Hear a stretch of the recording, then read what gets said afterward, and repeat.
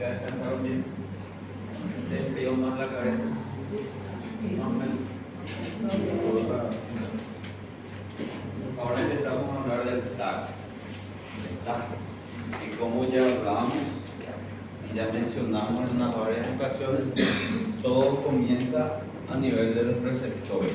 Y si hablamos del tacto, vamos a hablar principalmente de la piel, que es donde se encuentran los receptores que son estimulados con los diferentes tipos de tacto que puede llegar a, o los diferentes tipos de estímulos que puede llegar a recibir. Tenemos las sensibilidades somáticas que se pueden clasificar en sensibilidades mecanoreceptoras formadas por las sensaciones táctiles, presión, vibración, cosquilleo. Cada uno tiene su propio tipo de receptor. Y posicionales, sensaciones de posiciones estáticas y de velocidad de movimiento. Estamos sensibilidades termorreceptoras que pueden detectar cuando hay o estamos dentro de una situación de calor o el frío, y la sensibilidad al dolor, que se activa con factores que dañan los tejidos. ¿Qué quiere decir? Que hay diversos tipos de receptores que tenemos presentes en la piel que pueden llegar a percibir los distintos tipos de estímulos: presión, vibración, cosquilleo, temperatura, dolor. ¿Estamos?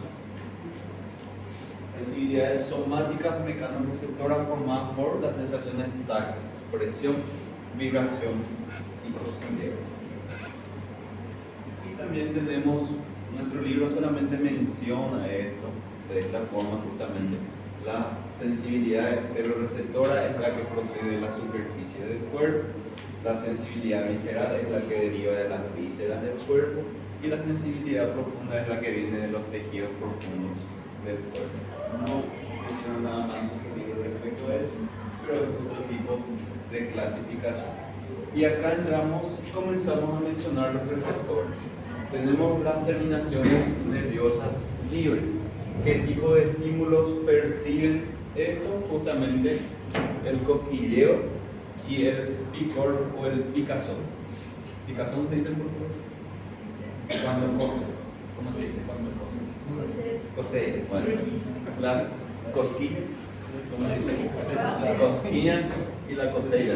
O sea, los receptores de las terminaciones nerviosas libres perciben este tipo de estímulos. Algunas personas tienen más, algunas personas tienen menos, algunas personas tienen distribuido en puntos X, otras personas algunas personas generalmente se tienen debajo de la axila o en el abdomen y todo más, en el cuello principalmente. Tenemos este tipo de receptores del cosquilleo de las cosquillas, ¿verdad? Y bueno, y el picor suele estar más estimulado dependiendo de la situación donde está una persona, ¿verdad? Si está en un cuadro de anafilaxia, por ejemplo, los receptores de la terminación nerviosa libre están más activados, ¿verdad? Lo que nos da esa sensación de cosella. Después tenemos los corpúsculos de Mason, receptores rápidos, sensibles a estimulaciones táctiles ligeras presentes en zonas desprovistas de pelo, labios y pulpejos de los dedos. Que lo característico de los corpúsculos de Meyner son tipos de receptores que están presentes, como dice, en las zonas desprovistas de pelo, pero que perciben estímulos muy ligeros, o que quiere decir que se activan de una forma muy fácil, con ligeros toques. Los labios son muy sensibles al tacto justamente, y los pulpejos del dedo también son muy sensibles al tacto. Si yo le pido a una persona que uno debe separar acá, le pido que cierre sus ojos, yo coloco por la palma de su mano un dedo, dos dedos, tres dedos. Uno simplemente va a poder percibir cuántos dedos yo le estoy colocando en la mano con los ojos cerrados. Pero si hago lo mismo en la espalda, no va a poder percibir si coloco uno, dos, tres dedos. Entonces vamos a practicar eso. ¿Quién se postula como para venir acá enfrente?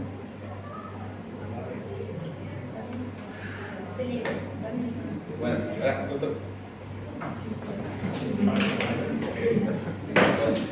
te pido que hagas así y cerrar los ojos. No, cerrar los ojos. Decime, ¿con cuánto dedos yo estoy tocando tu mano? Ahora, tres. Ahora colocaste la boca. Cerrar tu boca. ¿Con cuántos dedos yo te estoy tocando? ¿Cómo? Ahora 3 y son 2. O sea, la percepción que él siente es diferente. ¿Por qué? Porque en sus manos tiene los corpúsculos de Meiner, y los corpúsculos de Meiner son capaces de detectar de forma más discriminativa el tacto o lo que yo estoy colocando por sobre su mano. Entonces puedo percibir tranquilamente cuántos dedos yo coloqué por sobre la palma de su mano. En la espalda es diferente. Por más que tenía su camiseta y todo más, no tenemos nosotros corpúsculos de Meiner, o si tenemos muy poco. Por ende, no es capaz de discriminar o de percibir de forma más objetiva con qué objeto yo estoy tocando su espalda. ¿Se entiende? Lo mismo pasa en los labios, ¿verdad? También es capaz de distinguir o de sentir ligeros toques que se coloca por sobre los receptores. Por eso los labios son tan sensibles. ¿Se entiende?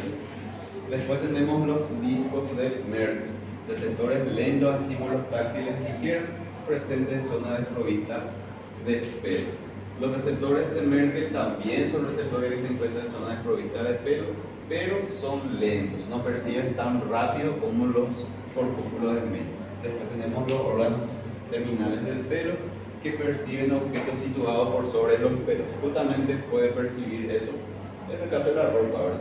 Tenemos los órganos de Ruffini, movimiento y sensibilidad de las articulaciones, piel y tejidos profundos. Tenemos los corpúsculos de Pachi, como ya hablamos, de presión, detectan vibraciones y también de presión presente en las fases, tejidos profundos y piel.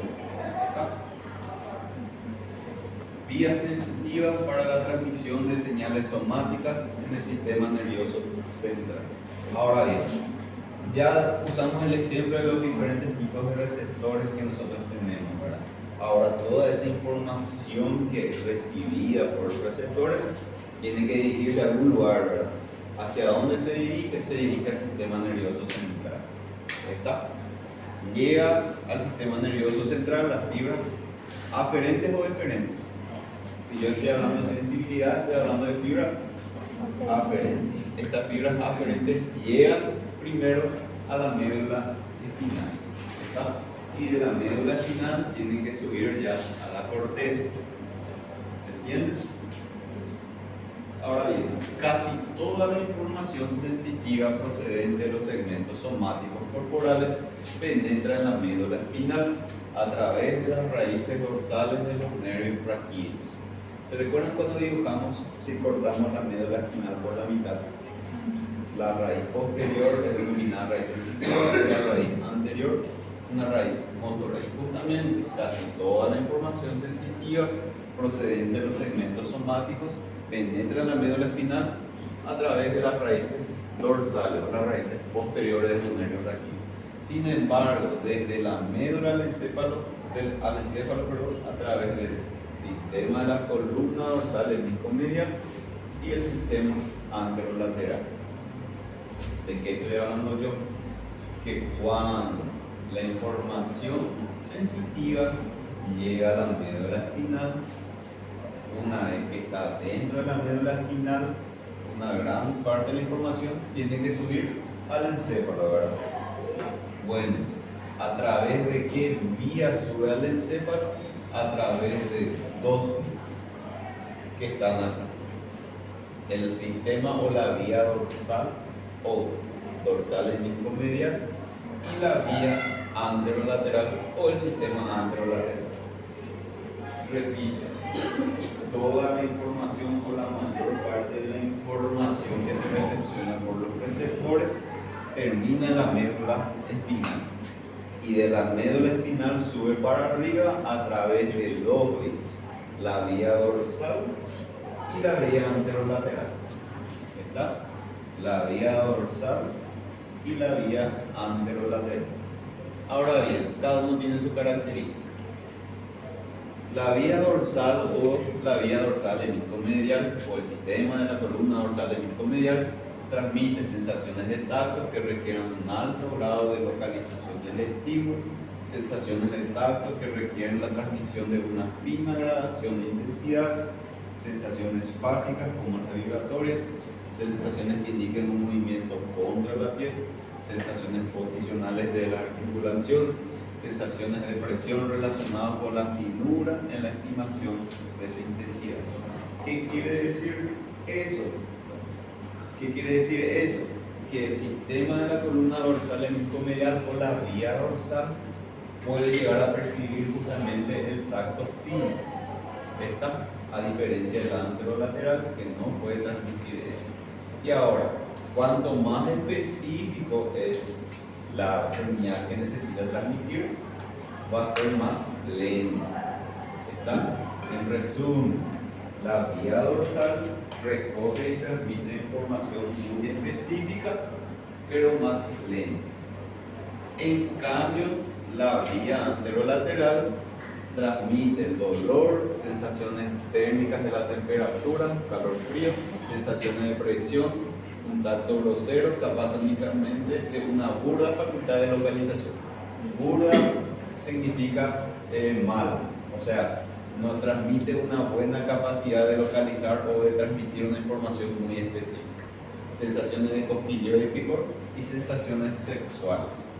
Y bueno, coloqué el primero para que no nos olvidemos. El dolor se transmite a través del sistema o de la vía anterolateral. Y en resumen, toda la información que se recepciona o recepcionamos por los receptores llegan a la médula espinal por la raíz posterior. Y una vez que está en la médula espinal, comienza a subir a través de dos vías: la vía dorsal y la vía anterolateral. La vía dorsal es una vía más lenta, pero más específica.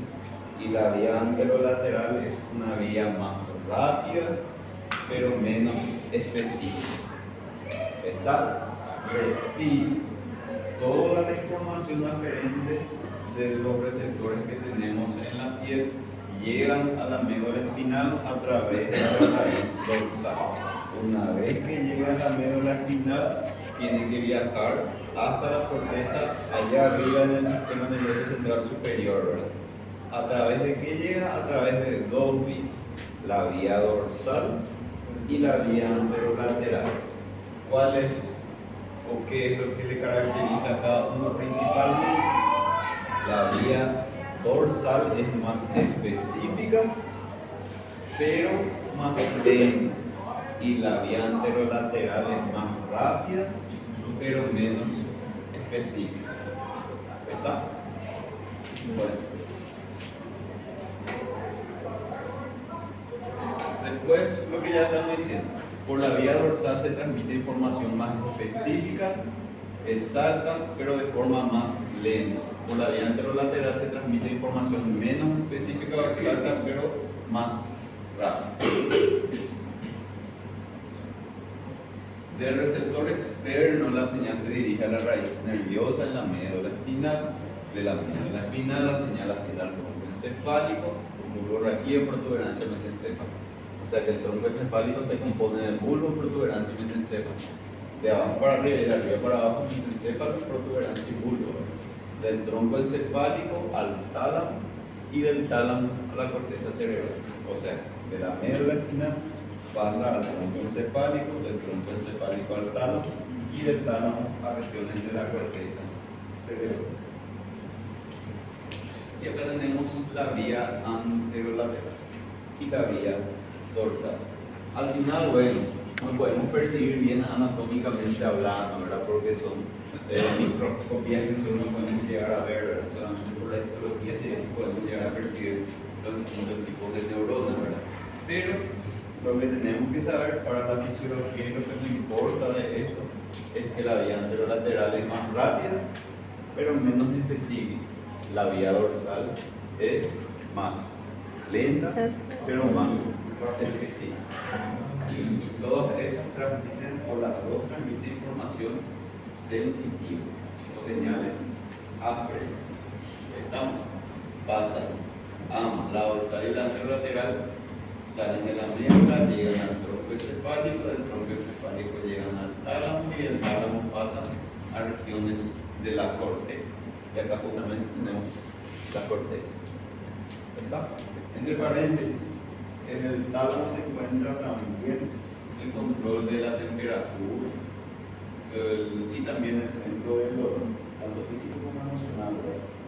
O sea que si nosotros sentimos un dolor, eso ya va a quedar guardado dentro del tálamo y del tálamo va a mandar también a la corteza esa información de algo que nos pudo haber causado dolor. Bueno, después tenemos una corteza somatosensitiva. Y si hablamos de corteza somatosensitiva, tenemos que hablar de las áreas del pronoto. ¿Se recuerdan que dijimos que nosotros podemos dividir toda la masa encefálica en lóbulos? Que son los 5 lóbulos que nosotros ya hablamos. Si queremos hablar más, de forma más específica, podemos disminuir a corteza. Si queremos hablar de forma más específica, podemos hablar de circunvoluciones. Si queremos hablar de forma más específica todavía, vamos a hablar de zonas o áreas, que son las áreas de Brodmann. Algunos dicen que hay 48, algunos dicen que hay 50, como dice nuestro libro, y en otras literaturas dicen que hay 52, dependiendo de cada literatura, ¿verdad? No vamos a estar hablando de las áreas de Brodmann, ¿verdad?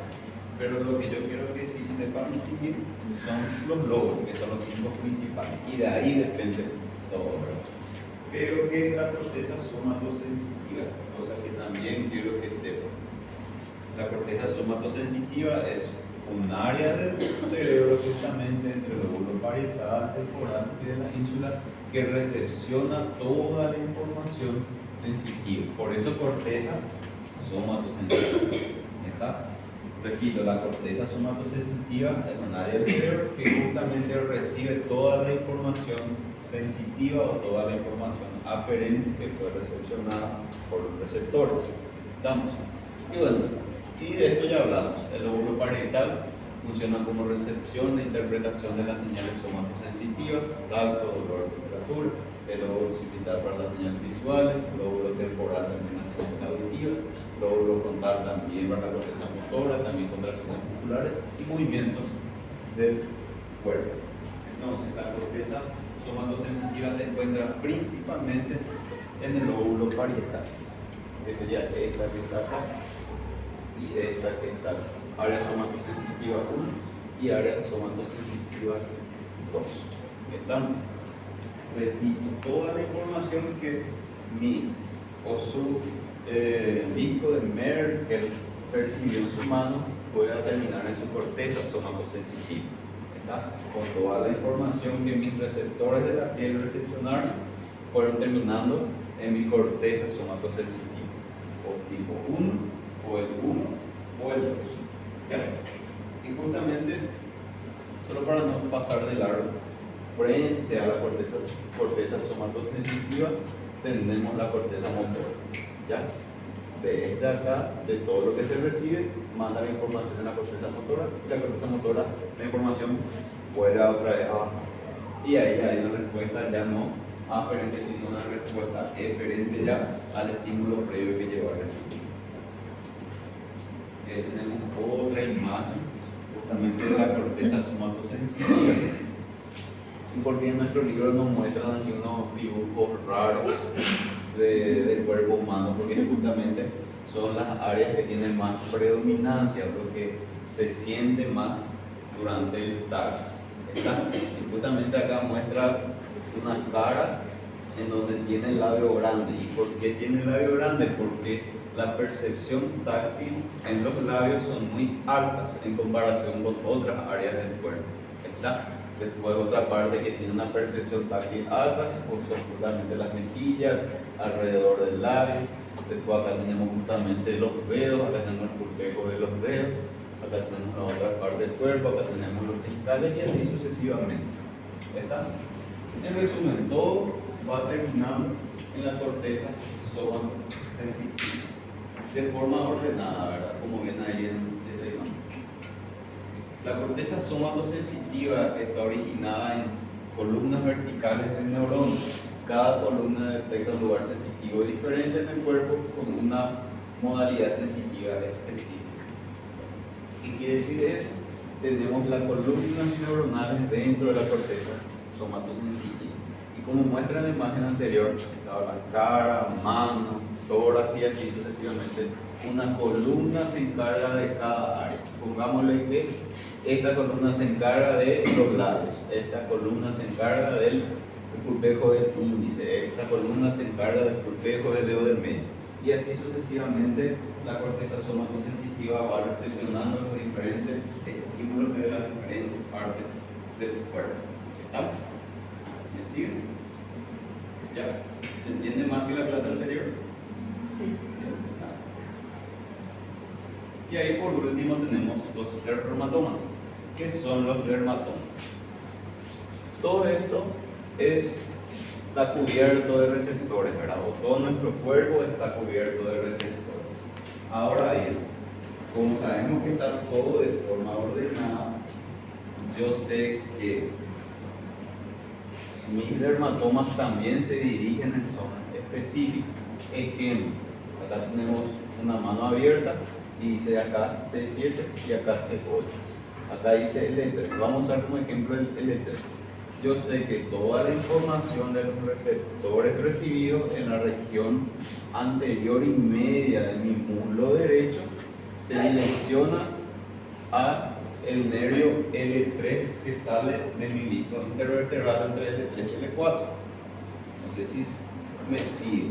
Nosotros tenemos nuestra columna vertebral y de la columna vertebral salen los nervios, o de la columna vertebral entran los nervios, mejor dicho, o uniéndose a la médula espinal. ¿Está? Repito. Nosotros tenemos nuestra columna vertebral. ¿Estamos? Dentro de la columna vertebral está la médula espinal. ¿Está? Si vamos a hablar de nervios sensitivos, tenemos que decir que entran nervios dentro de la columna vertebral y llegan a la médula espinal. ¿Me siguen hasta ahí? Y bueno, cada nervio espinal lleva información de áreas específicas del cuerpo.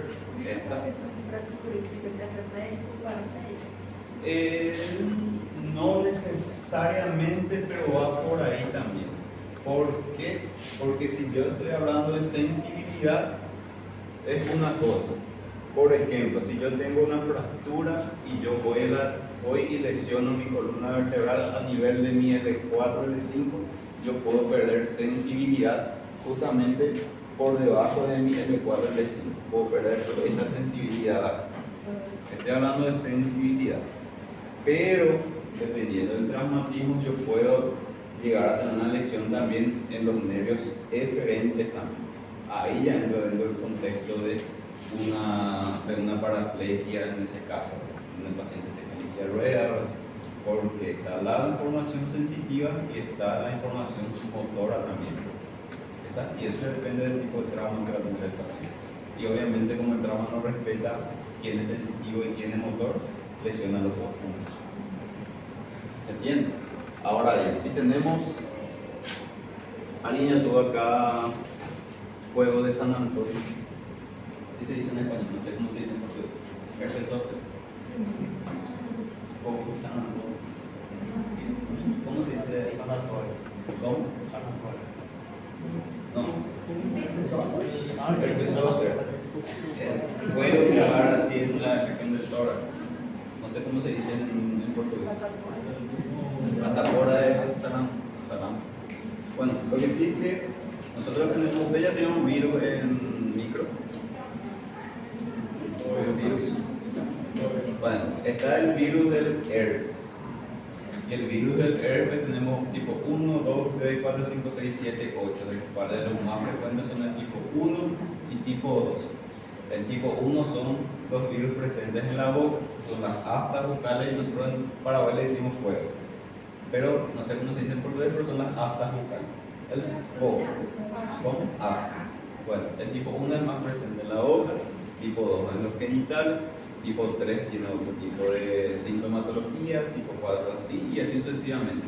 Y uno de los tipos del virus del herpes es denominado herpes zóster, que puede llegar a afectar justamente uno de los nervios de los dermatomas.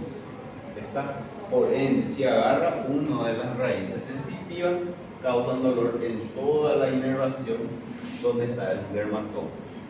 ¿Está? Y se ve eso porque justamente comienza a causar inflamación. Supongamos que afectó en la raíz sensitiva del T9, Y bueno, va a comenzar a afectar justamente toda la región del dermatoma del T9 y se va a ver la inflamación en toda el área donde tiene el dermatoma del T9 y así sucesivamente, ¿verdad? Dependiendo de qué dermatoma se afecta o qué afecta al virus o no, ¿verdad?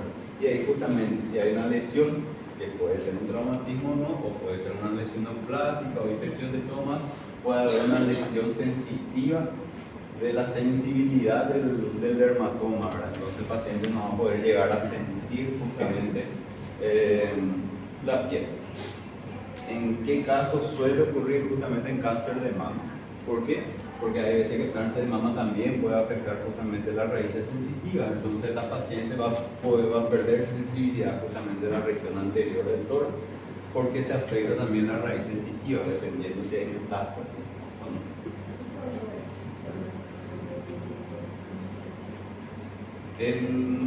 Y médula ósea, o sea, ese va en otra parte, porque médula espinal, el tratamiento ya sería tratar la médula espinal sin una tumoración. El trasplante de médula ósea es cuando hay alteración en la sangre, o sea, es otra área. El trasplante de médula ósea no entra así en la alteración de los dermatomas. Entre paréntesis, el virus del herpes de las aftas no se mueren porque no son selectivos. Se curan y vuelven a entrar en la raíz sensitiva posterior y se queda incrustado ahí. Baja la sensibilidad y el virus vuelve a salir y la afta vuelve a salir. Tiene su ciclo viral, vuelve a terminar su ciclo viral y el virus vuelve a entrar en la raíz. Y así sucesivamente. O sea, una vez que uno tiene, ya nunca más va a dejar de tener. Herpes labial na afta, ¿no? ¿Cómo? Herpes labial. Herpes labial. Sería la afta. Não. ¿Afta qué sería entonces? As lesões mais internas. Que quema. Y ese es el herpes. Herpes labial. Las sensibilidades somáticas mecanoreceptoras, de esto vamos a hablar en la siguiente clase, por sensaciones posicionales, sensaciones de posición estática y dinámica. O sea que hay receptores también que perciben el tipo de posición que yo adquiero cuando estoy quieto y el tipo de posición que yo adquiero cuando estoy en movimiento. Ahora los receptores sensitivos posicionales propioceptivos, el conocimiento de la posición, tanto estático como dinámico, depende de la información sobre el grado de angulación de todas las articulaciones en cualquiera de los planos y sus velocidades de cambio. Estos son los receptores de corpúsculo de Pacini, receptores tendinosos de Golgi y usos musculares. Ya dijimos que aparte de haber receptores en la piel, también tenemos receptores en los músculos, en los tendones, en las fascias, y justamente esos perciben las variaciones de movimiento que yo puedo llegar a tener. Si yo tengo una contracción en el músculo, mi impulso muscular va a llegar a percibir, mi cuerpos tendinosos también van a llegar a percibir, los corpúsculos de Pacini que recepcionan también ese tipo de alteraciones van a llegar a percibir. Y todo eso va a ayudar a regular justamente un equilibrio entre las contracciones musculares y un equilibrio entre el equilibrio de fuerza, valga la redundancia, de mis miembros inferiores principalmente. Y terminando, la sensibilidad térmica.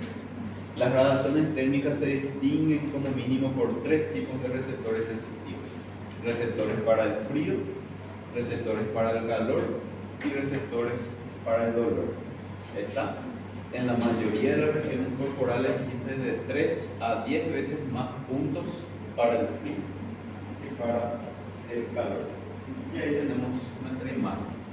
Tenemos la activación de nuestros receptores del frío, que se activa cuando estamos cerca de los 5 grados y se desactiva totalmente cuando estamos cerca de los 40 grados. Tenemos los receptores del calor que se activan cuando estamos cerca de los 30 grados y se desactivan cuando estamos dentro o cerca de los 50 grados. ¿Por qué se desactivan? Porque ahí le da paso a la activación justamente de los receptores del dolor por el calor, que se activan ya cuando estamos ya cerca de los 45 grados. Ahí ya comenzamos a sentir dolor por el calor. Lo mismo cuando estamos cerca de los 15 grados, ya comenzamos a sentir dolor por el frío. ¿Estamos?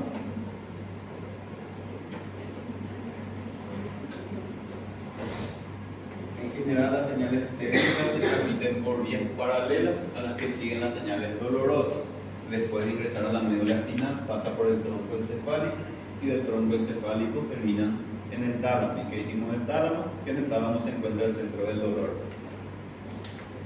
Y bueno, si se transmite la sensibilidad térmica junto con la vía del dolor, quiere decir que ambas viajan por la vía anterolateral también.